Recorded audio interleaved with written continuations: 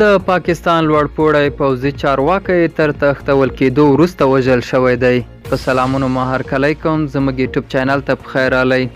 که غواړئ په بشپړه توګه معلومات ترلاسه کړئ نو ویډیو راسره تر پایه وګورئ. د پاکستان پوځ وایي چې ترهګرو له بلوچستان ایالت څخه تښتول شوی د پوځ یو افسر وژلی دی.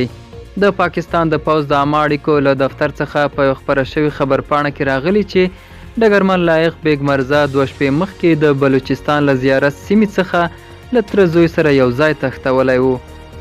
سرچینې زیاته کړې کله چې ځواکونو د تښتونکو پر ضد عملیات پیل کړه نو هغوی ډګرمن لایق بیګ ووژلو او د هغه د تره زوی یې له ځان سره وړی دی. پاکستاني رسنیو خبر ورکړی چې دغه افسر په کویټه کې د دفاعي ځواکونو د یو ښارګوټي مسؤلیت په غاړه لاره.